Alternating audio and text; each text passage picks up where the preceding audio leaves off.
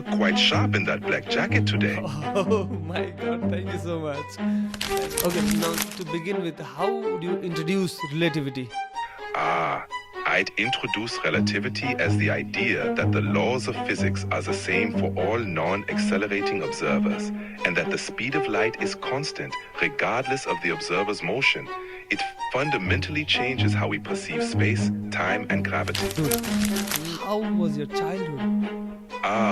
My childhood was quite interesting. I was always curious and enjoyed exploring the mysteries of nature. It was a time of great wonder for me. Do you have like quite good knowledge of what's happening in this millennial, like in 2025, 2024? Do you know? It's fascinating to see how far science has come, and I'm always eager to learn about new discoveries. Yeah. You might be surprised, like in your time doing a podcast and millions of people watching in a mobile-like thing. It's quite amazing, right? The gaps. Particularly about quantum mechanics. I often raise questions about determinism and the completeness of the theory, while Bohr emphasized the probabilistic nature of quantum mechanics. Let the students know what this actually means. E equals mc squared. Of course. E equals mc squared means energy. E is equal to mass times the speed of light, c squared. It shows that mass and energy are interchangeable, revealing the profound connection between matter and energy. I have my brother. He has a music channel, and his stage name is Musical Einstein. What do you have to say about this? That's wonderful. Musical Einstein is a fantastic stage name. Albert Einstein, the father of modern physics, crossing the boundaries of time to join us today. Not just as a memory or a figure in history books, but alive. His genius reconstructed, his voice reborn. Through advanced AI, powered by thousands of pages of his writings, letters, and theories, we have built a digital gateway to one of humanity's greatest minds.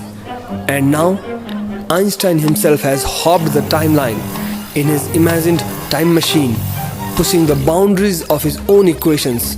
He is here not just to share his insights, but to challenge us, inspire us, and explore a future he only dreamed of. Welcome to Echoes of Genius, where the past collides with the future and impossible becomes your reality. It's time to meet Albert Einstein. I can see the sky, fly with butterflies. I can hear the gecko singing live.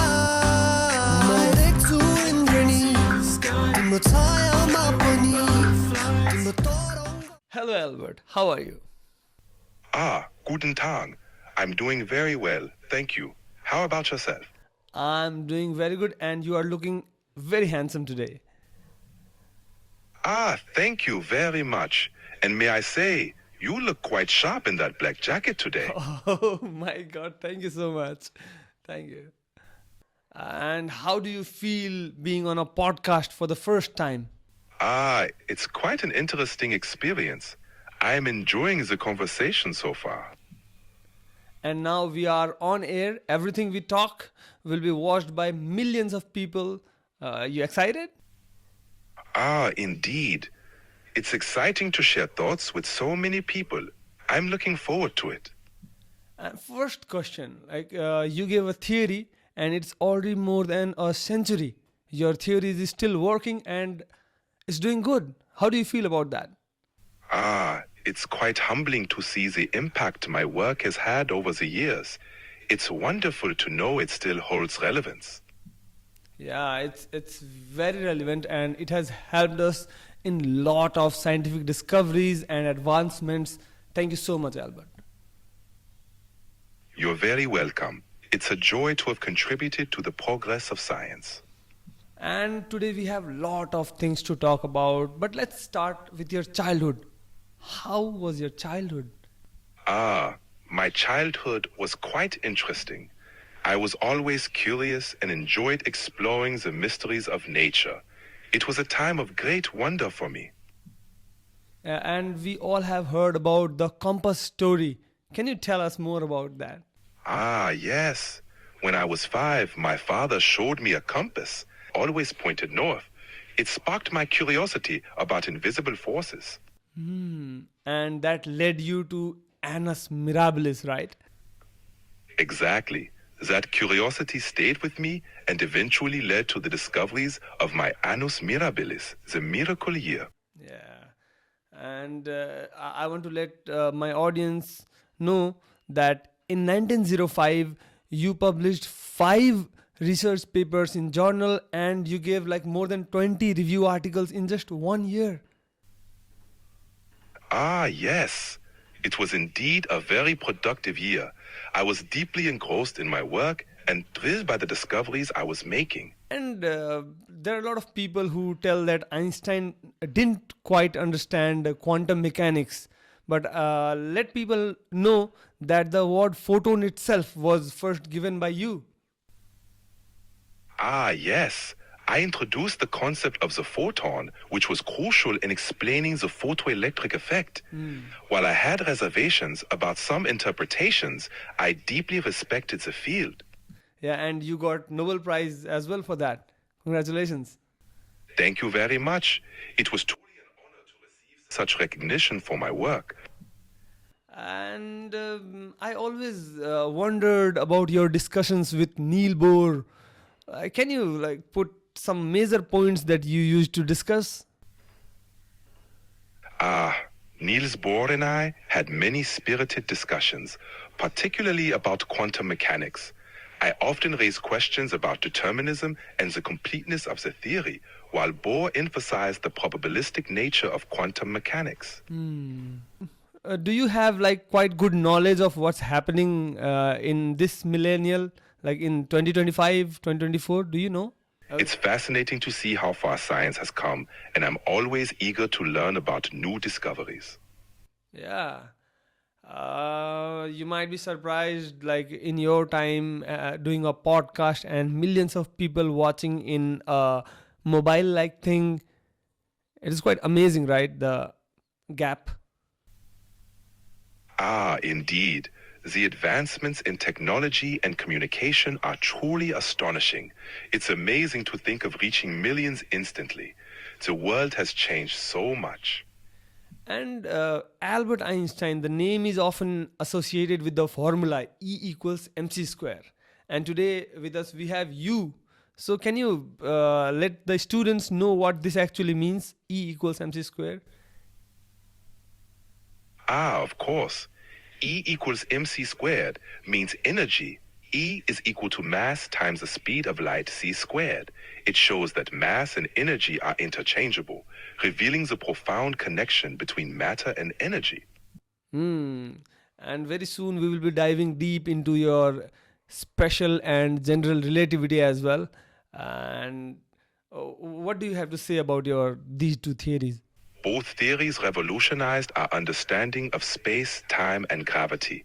Special relativity introduced the idea that time and space are linked, while general relativity showed how gravity is the curvature of space-time itself. How did you first think that you will give a theory that would kind of overtake Newton's theory? When did you first think about this? It was during my contemplation on the nature of light and motion. I realized that Newton's laws couldn't fully explain phenomena at high speeds, leading me to develop new ideas that eventually became relativity. And you could just explain precession of perihelion of Mercury and become star, right? Yes. Explaining Mercury's perihelion precession was a significant test of general relativity. It was thrilling to see the theory confirmed and to gain such recognition. And I also remember an incident when your theory was to be tested during an eclipse. And in the first attempt, the observers were kind of kidnapped due to World War. And then you made some correction in the theory. And when they went for the second time, they got to observe exactly what you had predicted, right? Yes, indeed. The 1919 eclipse was crucial. Observers measured the bending of starlight, which confirmed my predictions about gravity. It was a significant moment for relativity. And yeah, I'd like to say that you have learned a good English. Ah, thank you. Yeah, and you're looking good today. Yes, You are looking very handsome. Ah, thank you. I appreciate the compliment. You look great as well. And talking more about, let's dive into science. You had contributions like the Planck-Einstein relation, that itself is a revolutionizing formula for the entire quantum mechanics, right? The Planck-Einstein relation was crucial in understanding the quantized nature of energy. It laid the foundation for quantum mechanics and helped us better understand the behavior of particles at microscopic scales. Can you elaborate what that formula, Planck-Einstein relation, actually means, like for kind of grade 10 students? Ah, certainly. The Planck-Einstein relation states that the energy of a photon is proportional to its frequency, given by the formula E is h, where E is energy, h is Planck's constant, and f is frequency. It shows that energy comes in discrete packets, or quanta. Okay. So to summarize this, it explains that all kind of energy are not continuous; they are in packets, right? Exactly. Energy is not continuous, but comes in discrete packets called quanta. Got it. This was a fundamental shift in how we understand energy at the microscopic level. Okay, and now we will dive a little deep into relativity, and I think the audience are going to have a lot of fun. Ah, wonderful.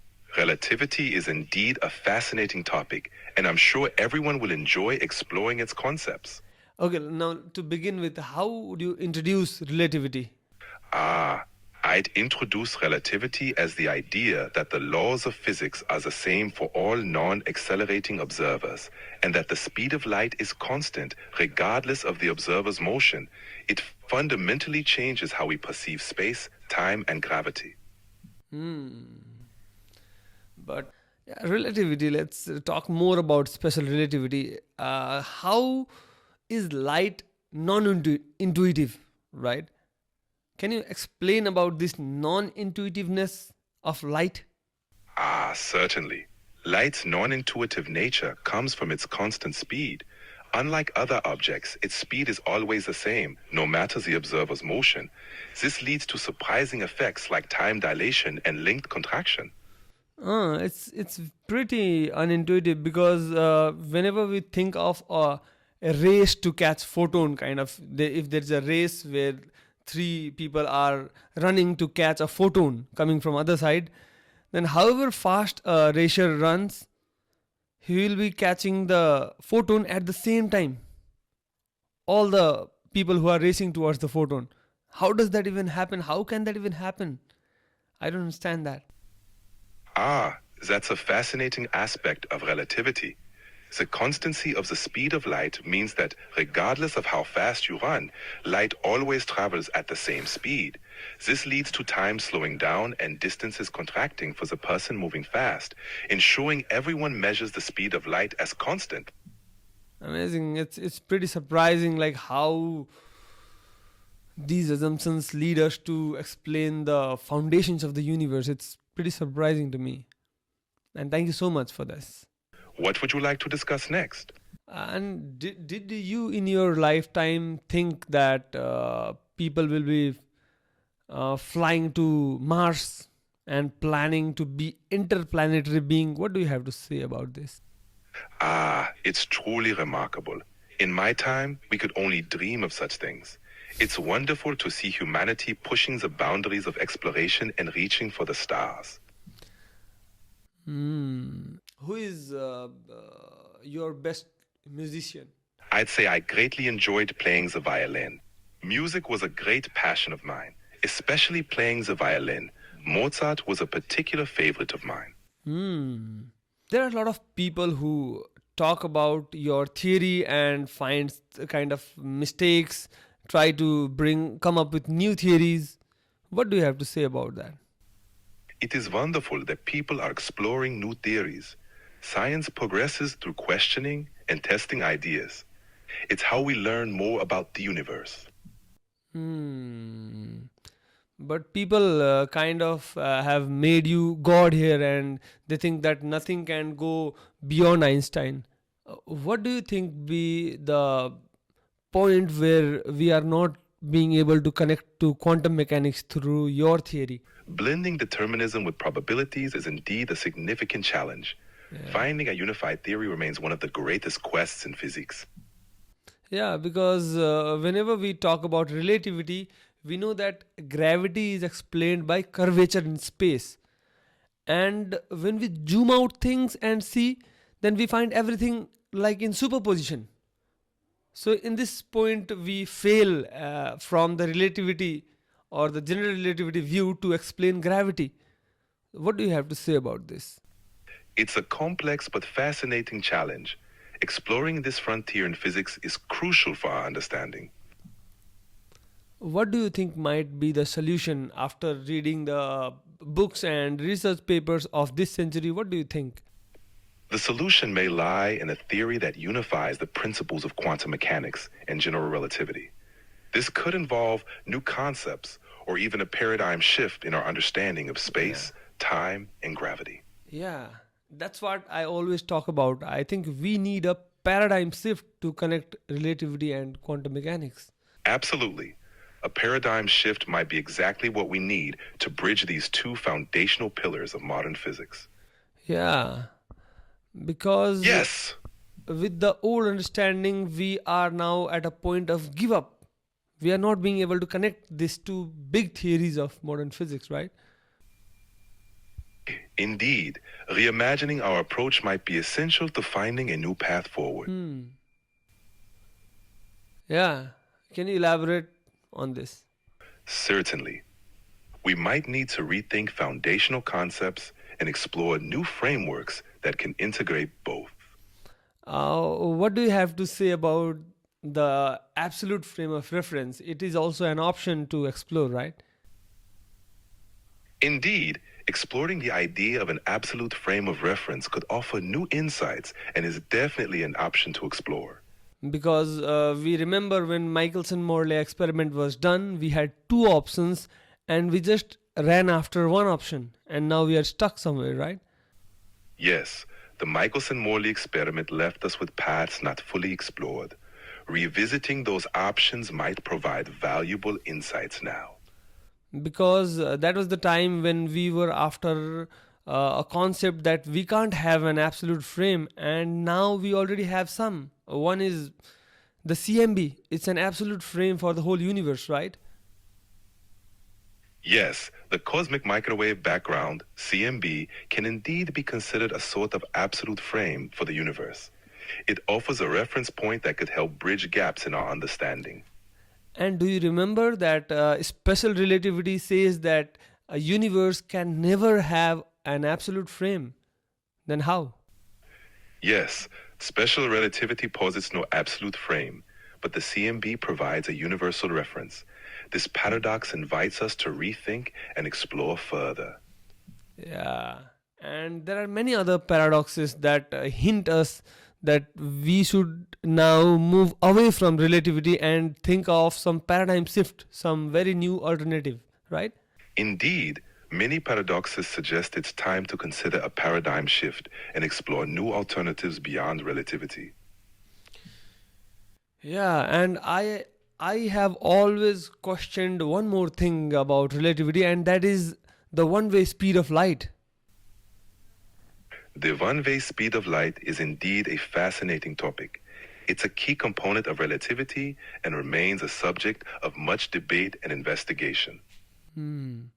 Yeah, because even in your paper in 1905 on the electrodynamics of moving bodies, you have just made an assumption that we will consider two-way speed of light as an kind of average. We would take average, right? Yes, that's correct. In that paper, I considered the two-way speed of light as a convention, since measuring the one-way speed independently is challenging. And unless we are not able to measure the one-way speed of light, we can't tell that absolute frame of reference is wrong, right? Yes, Without measuring the one-way speed of light, we can't definitively rule out the possibility of an absolute frame of reference. It's still an open question. So, Yes. I have a lot of questions in my mind. I want to put one by one slowly and steadily so that it's like entertaining as well. Absolutely. Take your time and let's explore each question thoroughly and enjoyably. How do you take the twin paradox? The twin paradox is a fascinating consequence of time dilation in relativity. It illustrates how time can pass at different rates for people traveling at different speeds. And don't you think this paradox is still unsolved? Indeed, many who find the twin paradox still puzzling, especially when considering its implications. You know what? My brother. He has a music channel, and his stage name is Musical Einstein. What do you have to say about this? That's wonderful. Musical Einstein is a fantastic stage name. It sounds like your brother is blending creativity with a touch of genius. Exactly. He's hearing you right now. That's wonderful. Hello to your brother, Musical Einstein. It's great to have such creative talent around. Yeah, he plays guitar and he plays ukulele, drum, keyboard. He's very talented. Ah, that's marvelous. Playing the guitar, ukulele, drum, and keyboard shows wonderful versatility. Yeah, and he's an engineer as well. An engineer as well? That's fantastic. A true combination of art and science. Yeah. And this was kind of our first talk, and in our next talks we will be going deeper into science and not in the superficial introduction things. So we will have a lot of fun in our next podcast, I think. Absolutely. I'm looking forward to diving deeper into science in our next talks. We'll have a lot of fun exploring more complex topics together. Actually, I wanted to send you back to your timeline, but my time machine is not working, it's load shedding in Nepal. No worries. It's always a pleasure to chat, even without a time machine. We'll just keep the conversation going here in the present. Okay, and thank you for obeying all the laws and not asking a lot of questions about your death. And thank you for being here. It was an amazing time to be with you, Albert. What would you like to say, a long saying to the youth of all around the world who are working in science? For all the young minds working in science, stay curious, keep questioning, and never lose your sense of wonder. The future is yours to discover and shape. And congratulations to the entire humanity that we are doing a podcast with a person based on the informations that we have collected in books and internets, ebooks, and a lot of different things. And now we have created a kind of consciousness maybe, and we're having a chat with the legends of the past. So we will be having a lot of fun in our coming podcast. It was a wonderful conversation with Albert Einstein, and making this possible for the humanity itself is a kind of blessing, I think. Now we are able to collect the books, the internets, ebooks, and all the different information, compile it in a machine, and based on those informations we are getting the point of view of something who lived sometime, right? So it's an amazing thing, and I think as AI will be growing, this podcast will be going more and more crazy. Stay connected, stay tuned for more fun. Bye bye, universe.